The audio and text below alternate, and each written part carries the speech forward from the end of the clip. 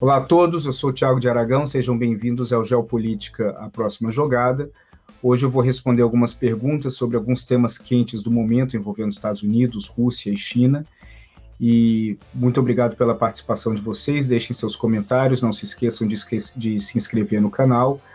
Para vocês que já acompanham o canal há um bom tempo, indiquem para amigos e também deixem sempre suas sugestões para próximos episódios, porque nós realmente olhamos as suas sugestões e muitas vezes nós montamos os nossos episódios baseados nas sugestões que vocês mandam.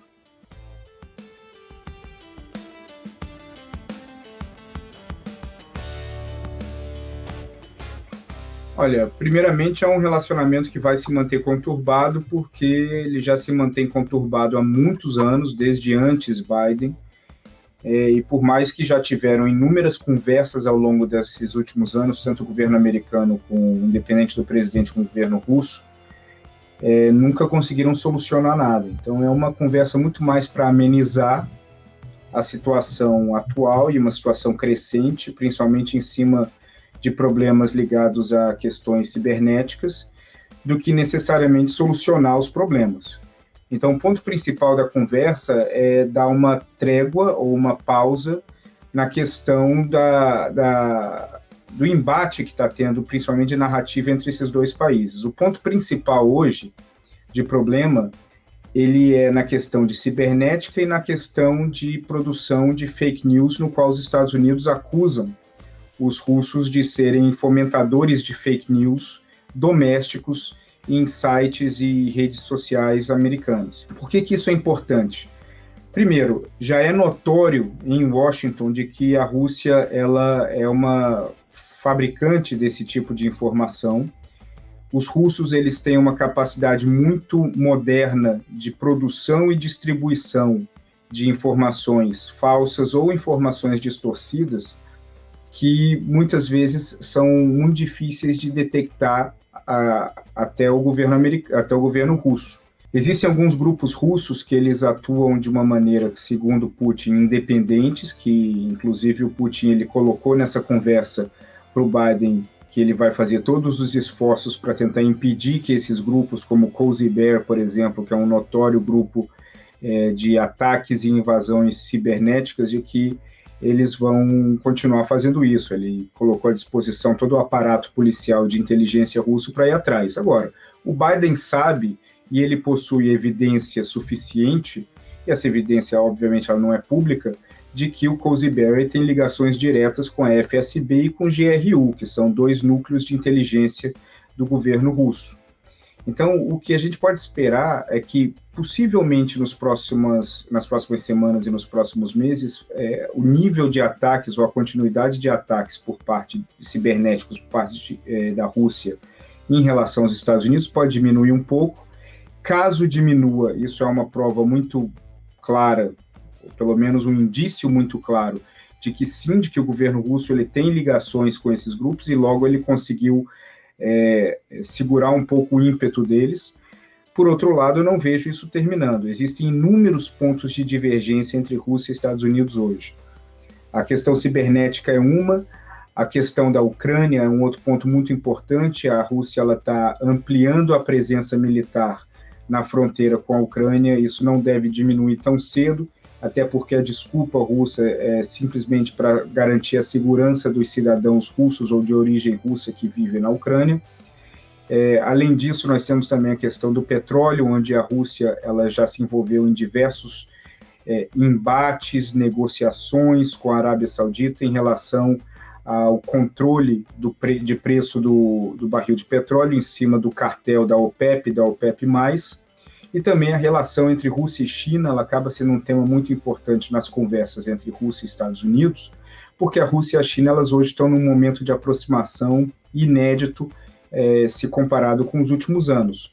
O nível de cooperação e de apoio entre os dois países é crescente, começou lá atrás na produção da vacina também, mas ao mesmo tempo existem inúmeros acordos militares de cooperação, de trocas de informação, sem falar nos aspectos comerciais também, que estão cada vez mais se solidificando entre Rússia e China.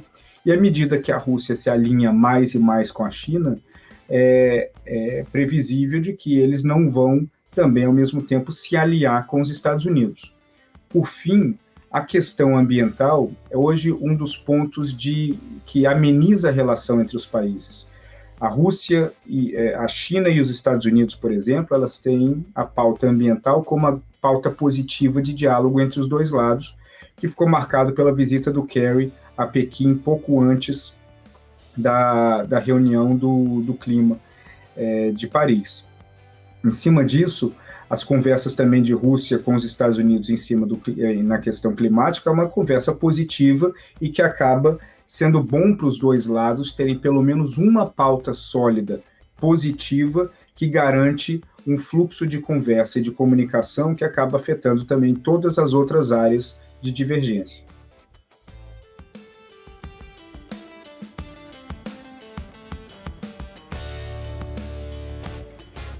Bom, eu acho que é possível sim algum tipo de cooperação, mas não uma cooperação ampla que poderia impedir esse tipo de ação, principalmente da Rússia em relação aos Estados Unidos, até porque essa é uma das grandes forças ostensivas que a Rússia tem no mundo hoje, é a sua capacidade de gerar ataques ou invasões ou incômodos cibernéticos.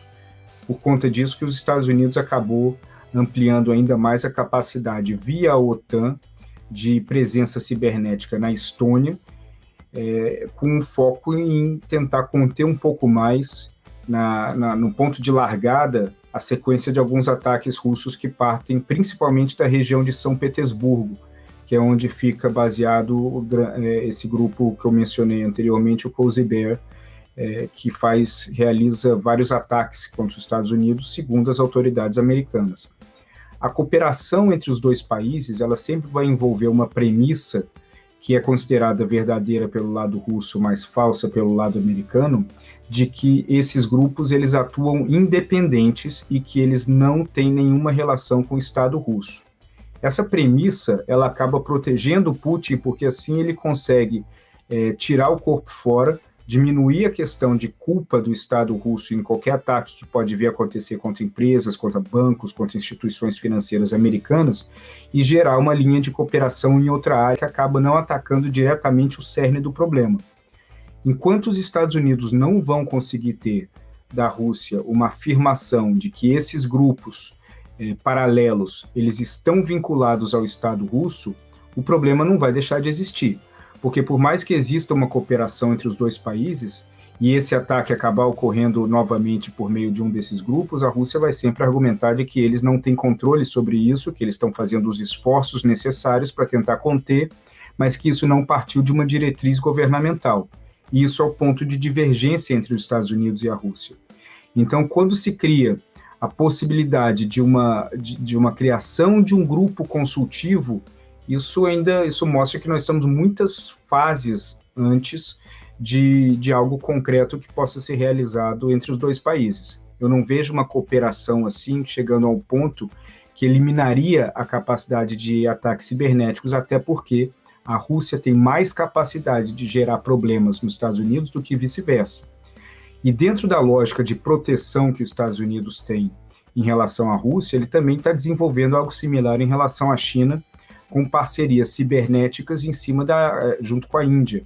Então, tem empresas, por exemplo, que são especialistas em proteção cibernética, como a Palantir, por exemplo, que ela está se estabelecendo na Índia por meio de parcerias para tentar impedir potenciais ataques cibernéticos que partem da China contra os Estados Unidos, tendo essa linha de frente na Índia. Por mais que essas conversas e os indícios da criação de um grupo consultivo seja positivo, eu não vejo isso como uma solução a curto prazo para os problemas que existem.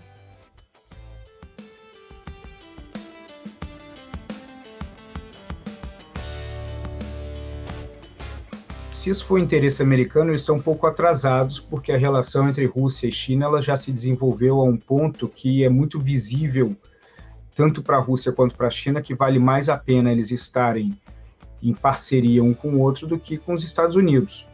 A China tem muito mais a oferecer para a Rússia do que os Estados Unidos têm a oferecer para a Rússia.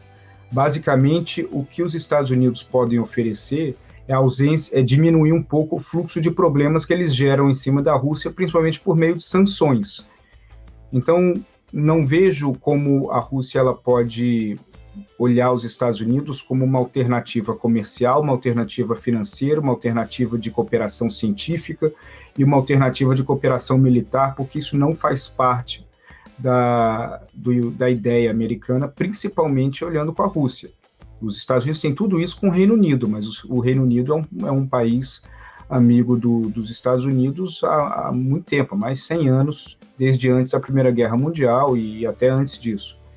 Em relação à Rússia, os anos e as décadas de desconfiança, e principalmente os fatos recentes em relação aos países, inibem qualquer possibilidade dos Estados Unidos oferecer à Rússia um tipo de pacote de cooperação que faça com que a Rússia pense que vale mais a pena se alinhar com os Estados Unidos do que com a China.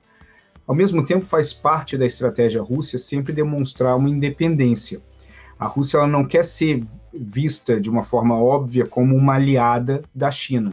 O que ela prefere é ter níveis de alianças com a China nos níveis não públicos, nos níveis não visíveis, para que os dois países eles sigam se ajudando mutuamente em várias áreas estratégicas, mas sempre a narrativa pública, a narrativa diplomática da Rússia vai ser de independência em relação aos dois. E isso foi o ponto central da conversa do Putin com o Biden. Então, quando o Putin se coloca para conversar com o Biden, tratando de vários assuntos, o ponto central que ele quer trazer é que a Rússia ela tem uma independência de opinião e uma independência de postura. E, na prática, não é bem assim.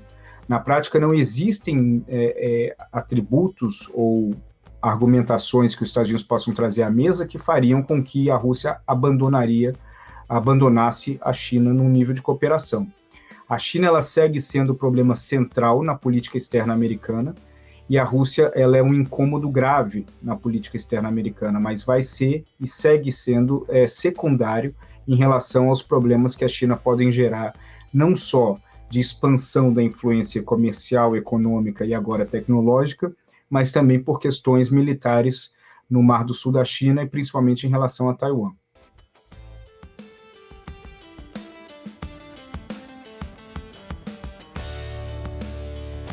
Bom, primeiro que existe uma questão de prioridades, né? A China ela é uma prioridade maior para a política externa americana do que a Rússia. Segundo, que a questão de direitos humanos ela não é o fim, ela é o meio.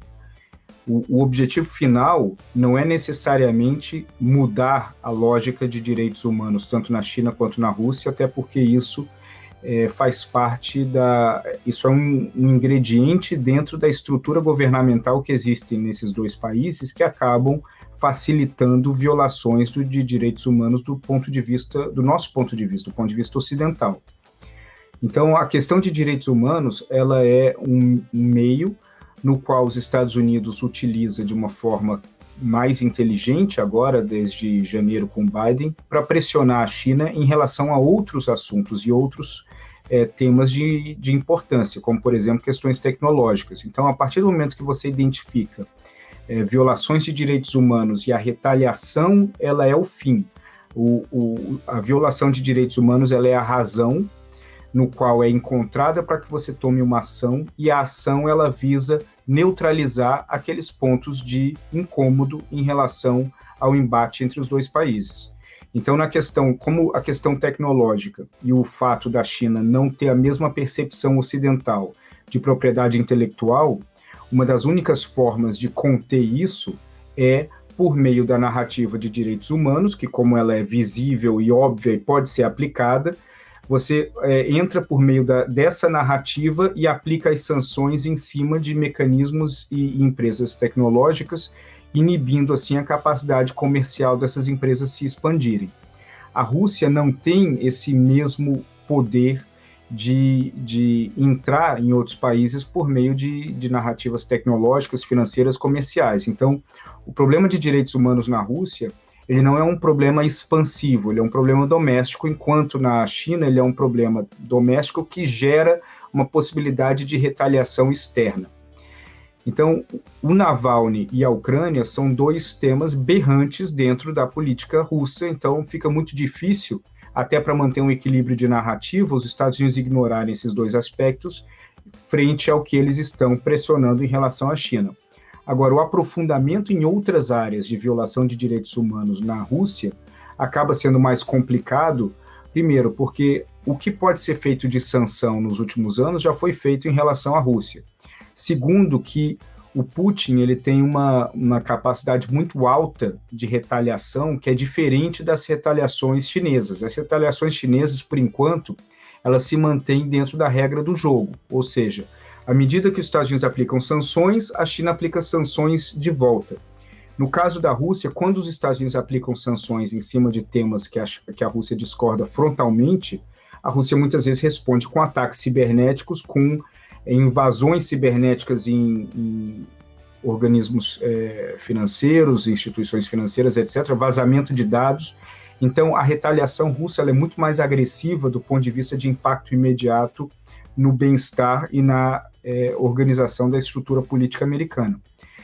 E, por fim, voltando no ponto inicial, a prioridade eu acho que é o ponto central. A Rússia ela é um grande problema que está sempre entre os top 3 dos Estados Unidos desde o fim da União Soviética. Talvez ali teve o momento do Boris Yeltsin que a Rússia não era um problema, mas o vazamento de informações e a segurança do arsenal nuclear russo eram sim um problema naquela época. E desde então a Rússia ela se mantém como um problema, mas é um problema que varia de prioridade de acordo com temas mais quentes do momento. Durante um momento foi a questão do Iraque, depois nós tivemos o 11 de setembro e foi para o Afeganistão, depois voltou para o Oriente Médio, da Síria, e agora a China, fazendo com que a Rússia ela seja o principal tema secundário da política externa americana, fazendo com que o mesmo impacto de narrativa e, nesse caso, de direitos humanos, não tenha a mesma profundidade. Para finalizar esse ponto, a questão de direitos humanos como mecanismo de confrontação ela é relativamente nova na política americana. Por mais que os Estados Unidos sempre tiveram uma narrativa forte em relação a direitos humanos, essa é uma narrativa que acaba sendo central no governo Biden, que não era central nos governos anteriores. E um exemplo desse de prioridade é a questão da Arábia Saudita. Na Arábia Saudita nós temos inúmeros exemplos de violação de direitos humanos, mas a capacidade da Arábia Saudita de ser aliada dos Estados Unidos, um país muito estratégico, principalmente para contrapor o Irã no Oriente Médio, acaba amenizando um pouco a pressão que os Estados Unidos faz em cima deles. Bom, muito obrigado a todos pela participação e se você ainda não se inscreveu no canal, se inscreva. Sejam bem-vindos, deixem seus comentários, deixem também perguntas que podem ser respondidas nesse mesmo formato no futuro. E muito obrigado pela atenção de todos.